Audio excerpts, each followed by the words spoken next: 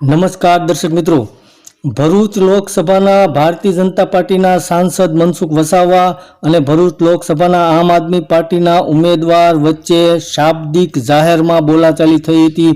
ઉગ્ર તૂતુ મેમે થયું હતું. બંનેના ટેકેદારો હાજર હતા. ત્યારે જો ત્યાં પોલીસ બંદોબસ્ત ન હોત તો બંને વચ્ચે હાથાપાઈ પણ થઈ હોત.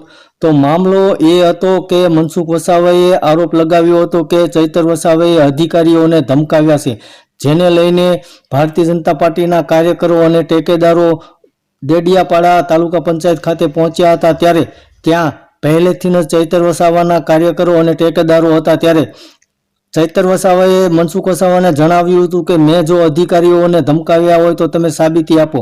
ત્યારે મનસુખ વસાવાએ કહ્યું હતું કે તારા જેવી ઘણી બધી ટોપીઓ આવી છે. તો ચૈતર વસાવાએ કહ્યું હતું એ બાબતે તો હવે 4 જૂને જ ખબર પડશે. આવી રીતે ચૈતર વસાવા અને મનસુખ વસાવા વચ્ચે જાહેરમાં બોલાચાલી થઈ હતી, તૂતુ મેમે થઈ હતી. બંને વચ્ચે ઉગ્ર વિવાદ થયો હતો.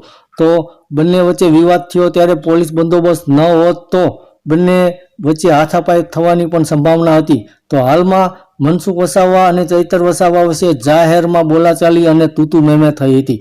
ધન્યવાદ દર્શક મિત્રો.